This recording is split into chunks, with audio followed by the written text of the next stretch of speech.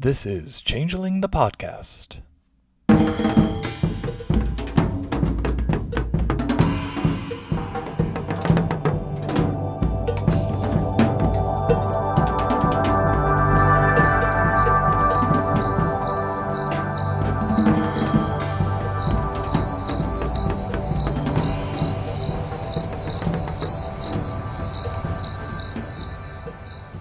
Welcome to Changeling the Podcast. Come for the glamour, stay for the vibes. I'm your host, Josh, and with us is your other hosts, Puka.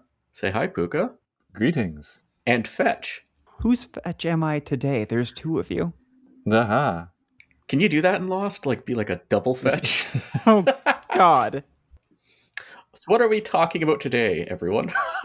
Today is just a garden variety state of the podcast because it's been a while and we'd like to keep people informed. So yeah, 2025, everybody. Whew. So as everyone knows, the next year is going to be we're going to be talking about Changeling the film. That's clearly what we're starring Rosamund Pike. Yep. Yeah. Anyway, so how was your 2025? Mine was terrible. I think we can kind of accept that everybody just has suffered through this year as the best that they can, and we are no exception. For anyone who's been on the Discord and used to chatting me online, I just can't with Discord, period. It's not you people, it's me right now. There's a lot of times that I don't check the politics tabs on the various servers that I am in. I can't even handle non-politics right now. That's how bad my brain's at. So self-care is important. For my part, I want to apologize once again. I think I apologized for this on the Discord, but over the summer when we had that the one episode that was lost to the ether until Josh was very capably able to rescue it, that really undid me for a minute. So I just stepping away was the right thing to do for a few weeks, and then. But it's good to kind of be back in the groove and everything. Zencastr is a black box to me. Every time I use it, I learn something new and terrible about it that I cannot comprehend. And in that way, isn't it just like a token from the... Wait, no, I'm getting them confused. Tokens are lost, treasures are dreaming. Yes. Okay, got it. It's very much a knocker treasure, yes. I've looked into other options. If you want to tell us about other options, please do. Yeah. But every time I look into other options, all the other ones are even worse. That's basically what I find. There is one other that is ranked as being equal to Zencastr, and from my research does seem to work and do the same things. Mm-hmm. I haven't tried it out though, so I can't say for sure. Maybe I'll do a look into it. Yeah, we could always do an experimental recording on it or something and see what happens. Yeah. Experimental like avant-garde or just kick the wheels? Well, come on, that would actually be really cool. We should do that. Our experimental should be avant-garde as well. I'll be the one in the back going scream. I'll be the one who is throwing dice to determine what she says at any given moment in the recording. Nice. So, speaking of the mechanical side, we do have our usual crop of statistics that we can poke at. Yep. Now, I have not seen these, most of them, so I'm very curious. Well, so I don't know how much of this is people who are invested listeners, how much is people casually browsing, and how much might just be bots. Because sometimes the results are kind of curious.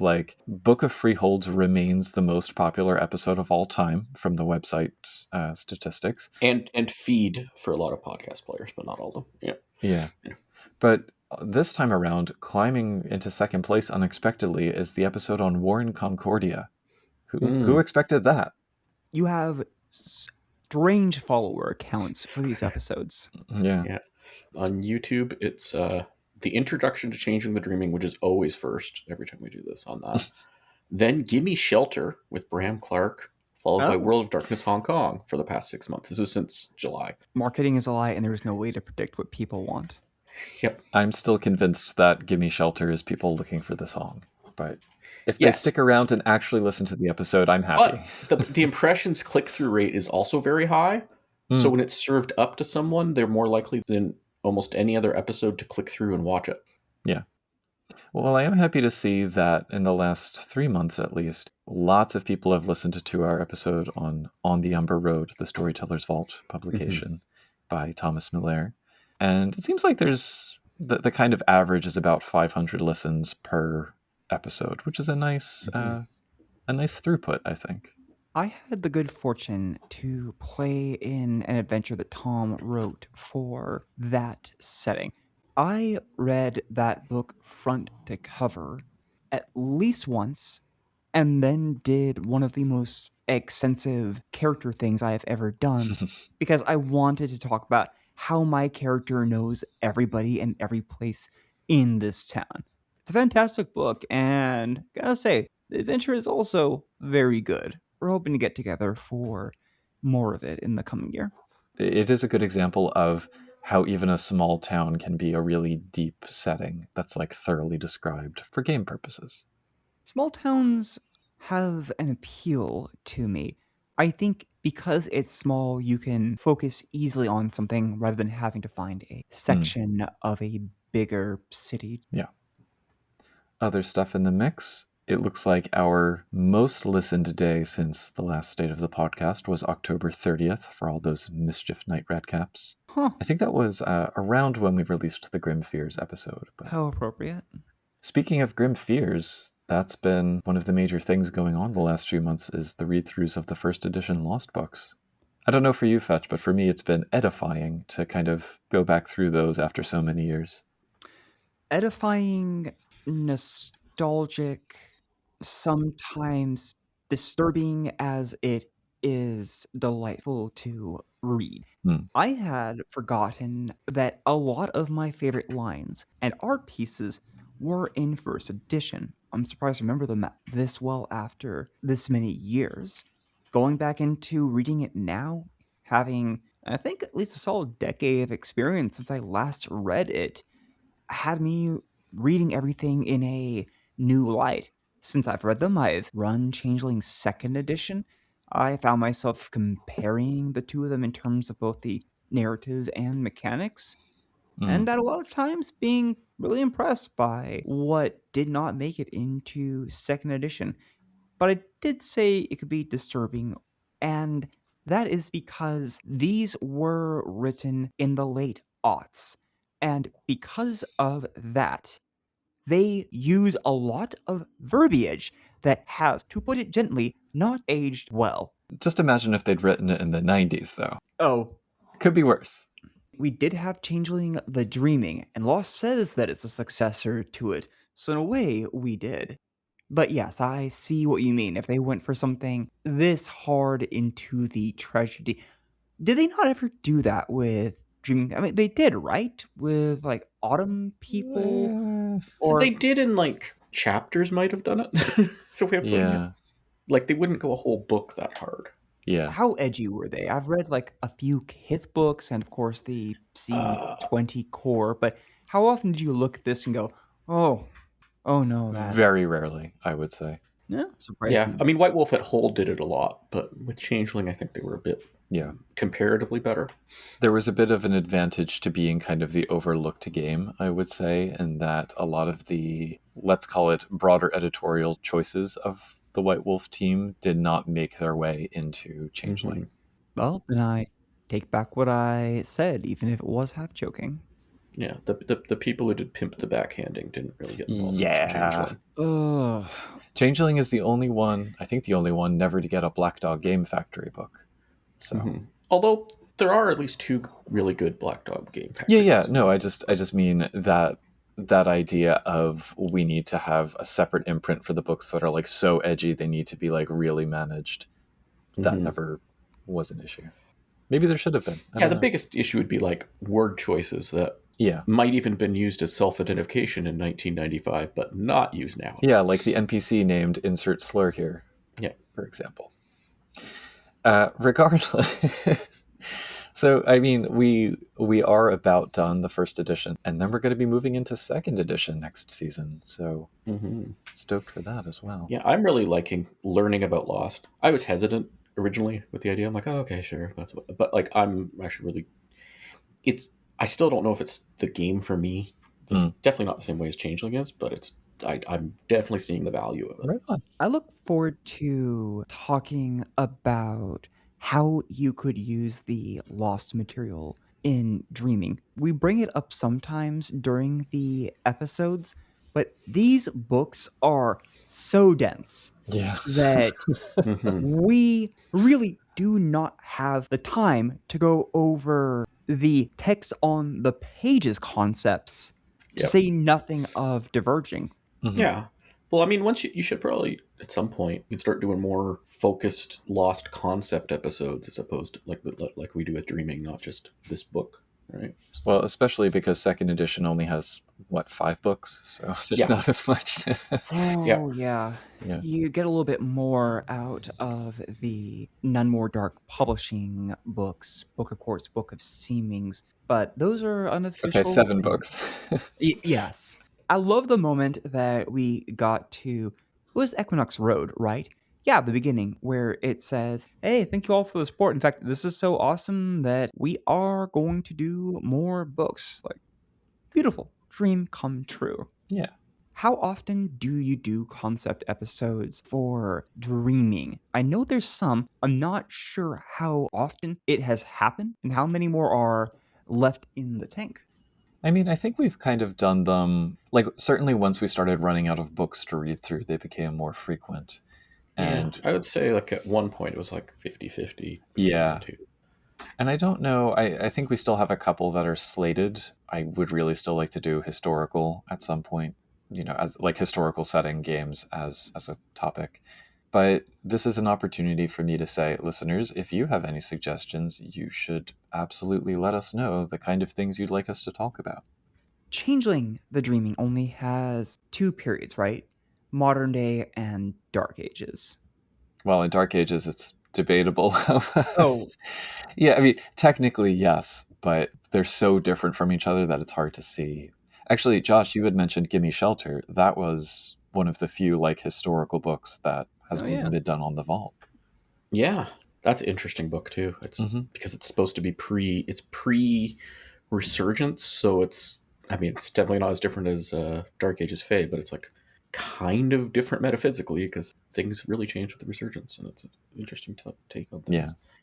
As somebody put it for the Dark Ages lines, this is the history of the denizens of the world of darkness until it is not. That works. Have either of you read any of the other Victorian books? I don't think, outside of Dark Eras, that we have more for Chronicles of Darkness, but I know that we have Victorian Vampire and Victorian Mage. I always liked Victorian Age Vampire, but I never got a chance to play it. I've read the books and everything. Victorian Mage, go over to Mage the Podcast if you want to hear hours of my thoughts on the subject. But the thing about Victorian Mage is it has a lot of promise. They certainly have ideas about the direction that they wanted the setting to go in. I mean, it's wrapped now along with the rest of Mage. I probably should be diplomatic with what I say. It's fine. But yes, Changeling never got any of those, unfortunately. That is unfortunate. It, and likely several other game lines, should have had something like Dark Eras back then. I think that would have gone over very well. There was the whole Dark Ages thing, which was kind of weird, where it was like a separate core book, sort of structured, more like Exalted, I guess, in that structure, but kind of like original World of Darkness. But yeah, I would have liked that, like proper just historical stuff. Changeling the Dreaming specifically, though, because there's so many, you have like, the Mythic Age, and then the Sundering, and then the Shattering with the Interregnum, and then, after the Resurgence, like everything works so differently there. I don't know if you could get away with the same core book for those different historical settings, but I think they just had a missed opportunity on the table with Elizabethan. Yeah. That would have been my vote, because it was like untouched in the World of Darkness, and it's just perfect for Changeling the Dreaming. But in any case, ideas for 2026. Oh, I forgot to ask, do either of you have the numbers for how the C30 books have been doing? The episodes or the sales? The sales. Yes. I mean, they're doing well for Changeling homebrew material on the Vault. I still encourage listeners, if you haven't picked it up, please go check out. Okay, what do we have thus far? The Changeling Cookbook, Kithbook Swan Maidens, and Book of Grimaire. Because, I don't know, I think we're proud of all of them. I am proud of the book of Grammaire. That is the first book that I've collaborated on. A few years ago, I was new to Changeling the Dreaming. I had read the C20 core book and had no idea what to do with the game at that time and had put it aside. So the fact that I went from that to writing on the Book of Magic for the game, which is a big concept, makes me happy, jubilant. It feels Huzzah! really cool. Yeah. And we've got more in the pipeline for next season. Josh, I have accepted your statements prior that I should just let go of the whole C30 being contained to the actual single year that is the anniversary. And I'm allowing it in my mind to spread out into 2026. Yes, because also think about it, like how we still got C20 over several years. Yeah, I know. Like the different books, like all the way up to the Player's Guide. Still though. Or think about Mage 20. How long did that go? Yeah. Still going, right? It's the last one. No, out it yet? has officially finished, I believe. What? So.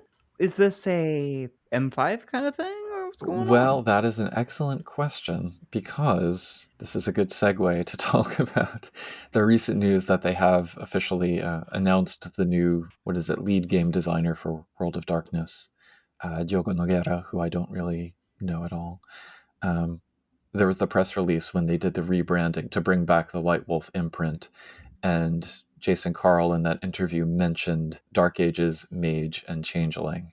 I think in that, or maybe it was Mage, Dark Ages, Changeling, but that those were the priorities for the next 5th edition books. Since then, should we talk about Bloodlines 2? Let's talk about Bloodlines just for a minute.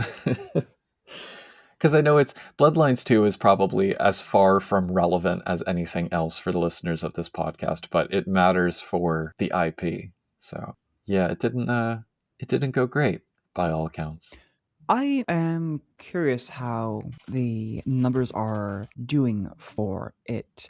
I think many listeners have played the original Bloodlines, been very excited to see a sequel to it, disappointed to see how much it had changed from the concept that we were looking for, and divided on whether to give the game a shot. I have not played it yet. My boyfriend has played the game through to completion, and everything that he's described about the narrative and mechanics does sound pretty cool, but I don't know how it's actually gone. Is it tanking? Is it actually doing very badly? Well, I mean, all right, so I am not a computer game industry expert or anything.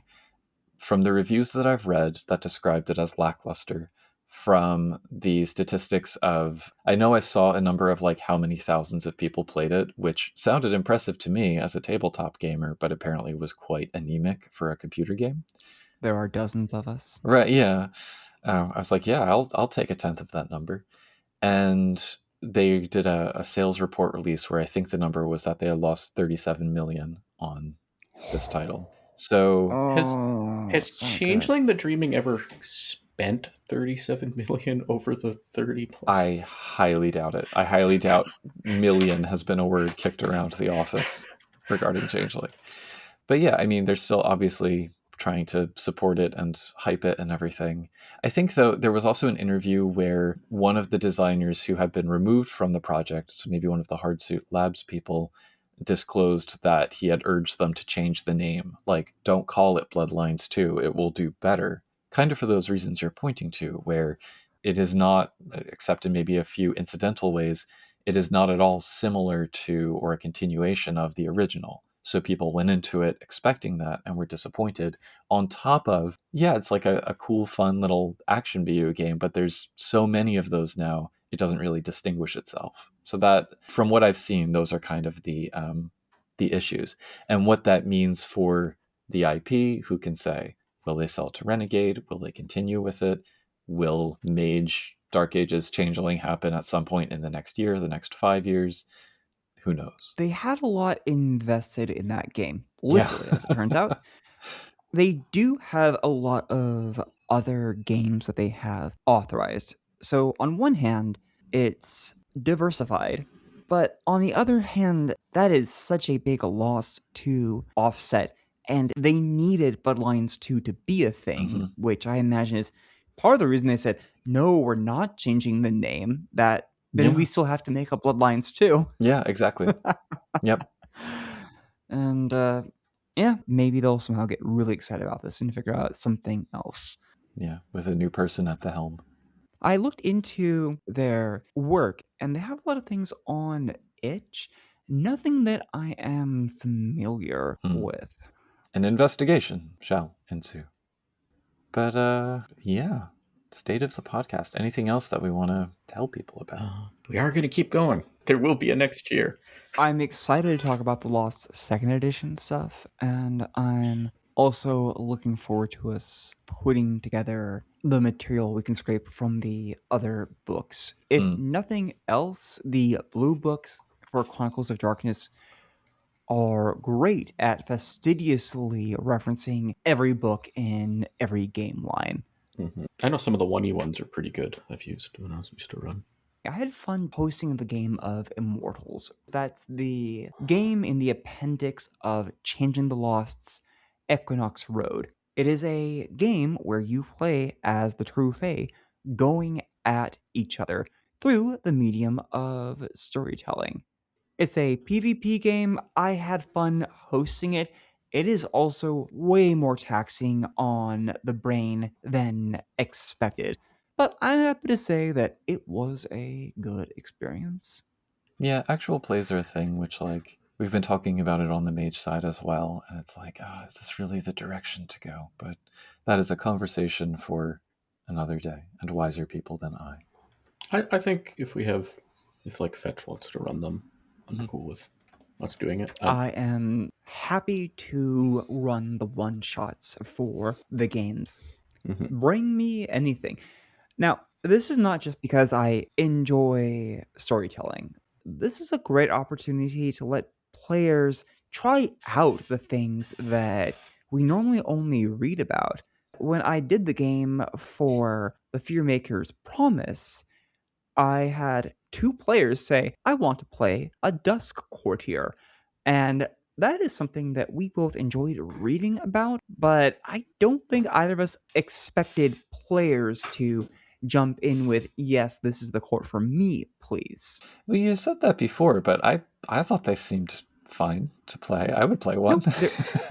No, they're fine, they're exciting, Yeah. but in order to play them, you have to have read the supplement that has them, and that means being pretty in deep with Changeling and then figure out how that works. And it surprised me that one of my players who had never played Changing the Lost before, and I think had never read any of the books, found this and just said, yeah, this is good. And it is good. And I'm glad that we got to have it in play, not only because it was great seeing it and great giving people a chance to play the game. I like doing that, but also because it gave me more context going into the episode. I see it as an opportunity to revisit concepts that people are excited about and get a fresh perspective on it. Well, we will see what season 5 brings. Anyway. Okay. Yeah, I guess thanks everybody for your continued listenership and support, and we'll see you after the winterregnum. Or, well, we won't see you because you'll hear us. Yeah. We'll see you, but that's just because we're being creepy. Oh, all right then. Cover up those webcams, everybody. So, Josh, if people want to be in touch with us or keep up to date on changes and whatnot, what are their options for doing so? Okay. You can go to our website, changelingthepodcast.com, where you can leave a comment there if you want, or you can send us an email, podcast@changelingthepodcast.com. Go on our Mastodon, changelingpod@dice.camp. You can talk to us on Discord, discord.me/CTP. And all of these links will be in the show notes to this episode. Yep. And once again, I'm Josh. I remain Puka. And I am everybody's Fetch. Good.